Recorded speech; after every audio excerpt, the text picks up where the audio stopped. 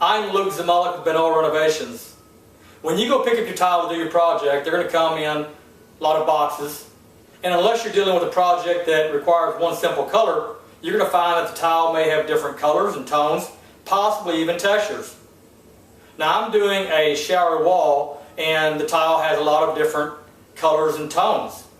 And I wanted to show you a few of the differences in the tones of these tiles so that I can help you avoid the most critical mistake that you can make in running tile. This tile has some nice colors and the movement goes from top to bottom, left to right. Whereas this tile, similar, but its movement goes from top to bottom, right to left. This next tile is pretty plain. Not a lot of action going in this tile here.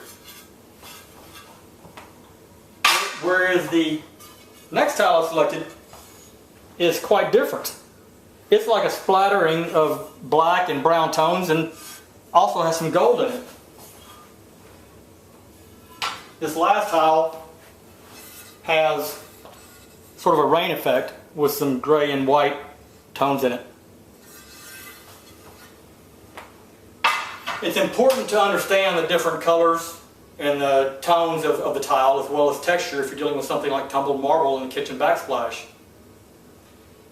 I want to try to help you avoid the most critical mistake that you can make in running these tiles. The only mistake that I can think of that would possibly even compare is cutting your finger off with a wet saw. So let me show you how to avoid this mistake. Let's say you have all your tile and you carry it in the house and you're doing it together, husband and wife, and you open the box. It's like Christmas morning, right? You open it and you see your tile and it's like, well honey, let's run this tile. We'll grab this tile, we'll run it from the top down. That way we don't have to move the boxes at all. That's a great idea. Don't do it. Now, I'm going to show you what you need to do. You need to grab the tile from the boxes, take every single tile out of the box, and you have to separate them according to the colors, textures, and tones. Now I have a pattern laid down here. You want to lay your pattern out on the floor. So this is what we have. Okay? Now, as you can see, if you're good, you have to be good with colors, tones, and textures. We have a bright area towards the top. We have a gray in the middle. Then you have a rather dynamic piece of tile where it has movement going from the top right to left.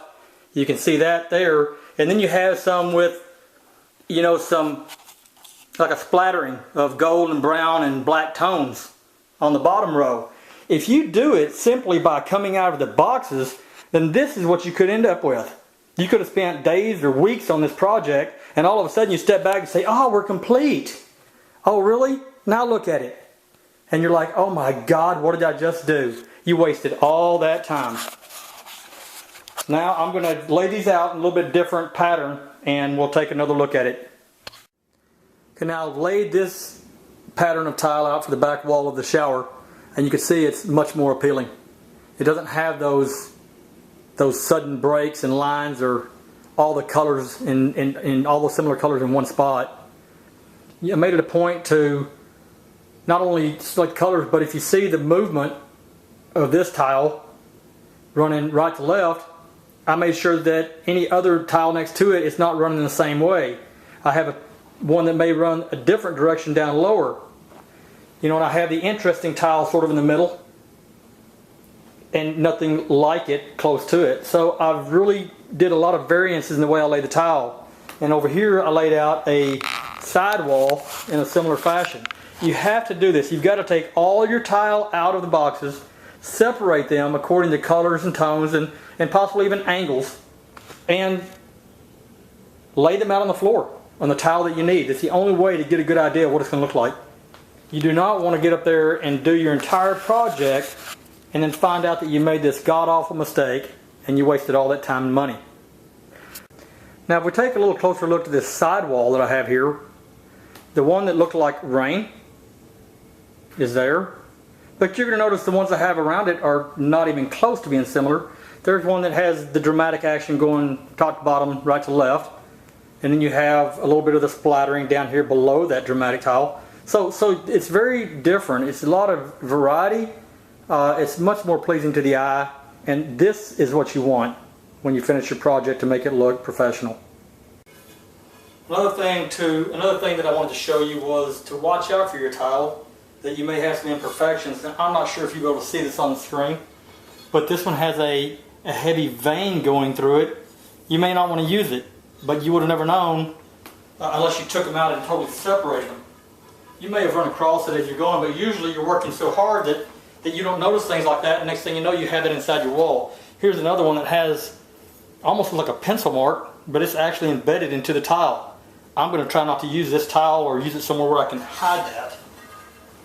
And a good way of hiding things like that, for instance this tile right here, it sort of has on the top corner like it almost looks like paint splatter, but it's not, it's part of the tile. I don't find that very appealing, so I'm going to use this in the top row of my tile it's going to get cut off, and you won't have this. And sometimes you have tile that's chipped on the corners, and you can do that as well. Just be aware of that when you're sorting out your tile. Pay close attention to scratches and nicks like that.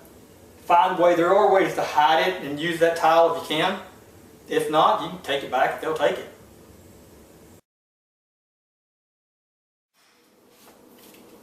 Now let's take a look at this kitchen backsplash to further emphasize the importance of avoiding that most critical mistake in running tile, which is putting all the same textures in one spot or all the same colors in one spot. This backsplash here is very beautiful the way that it's ran, and believe it or not, these are very inexpensive tile that we purchased from a local hardware store. But it's all in the variety of colors and textures that make this look so professional. If you were to have all of a certain type of tile, whether it's color or texture, in this case we have a lot of tiles that have a lot of pits in them. You know, they're really quite beautiful if it's done right, but if they're all in one area of the tile, it takes away from the beauty of your project. Now, it's subtle, but it's the difference between making your project look more professional or making it look like an amateur did it. And hopefully by the time that you watch this video and I can show you some of the other secrets or the other tricks, you can look like a professional as well. Now I know that you'll find your own system as far as separating these tile by tones and textures, but let me show you how I do it, and hopefully I can simplify things for you and make it easier. What I like to do is take each individual box of tiles. This is tumbled marble that we're dealing with here, and I'll create 3 individual columns. There'll be a lighter tone on the left, medium in the middle, and a darker tone on the right. And I'll separate these tiles into those 3 different columns. Now, what you will find yourself doing as you go is you'll find yourself moving some tile from one column to the other based on the amount of tile that you have in the columns. Because the idea is to get about the same amount of tile in each column when you're completed with the lighter, medium, and darker tones in the 3 columns. Once I have that completed, I will take the individual columns of tile and I'll separate them according to texture. This one is somewhat smooth. This one has a lot of pits. This one's got an extraordinary amount of pits in here. So we'll put that there. This one, a lot of pits. So I will separate these based on the amount of texture that they have in them.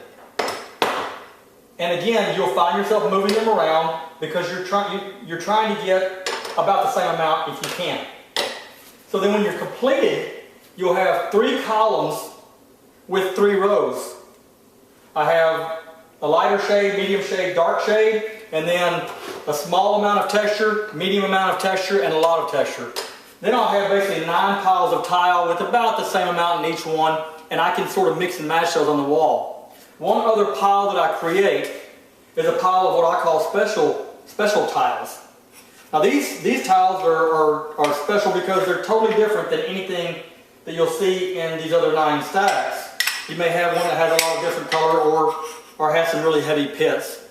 And I'll keep those in a special pile that I can place sporadically on my backsplash throughout the wall. I hope this helps you in separating your tile, makes things a little bit easier. And I have one other step to show you as far as the preparation of running the tile before you actually start running it. Now the last thing that I like to do before I start running the tile on the wall is to create 2 rows that I'm going to work with of the different tones and textures, so that when I start actually running them on the wall, it goes relatively quickly, and that I can be assured that it is the way that I want it to look. So I will bring a few of the individual tiles that I separated based on the different tones and based on the different textures, as well as some special tile, and I'll start creating me a row of tile that look appealing. Now when you have them separated like this, it goes relatively quickly because you can space them out using the different tiles, the different rows and the different columns.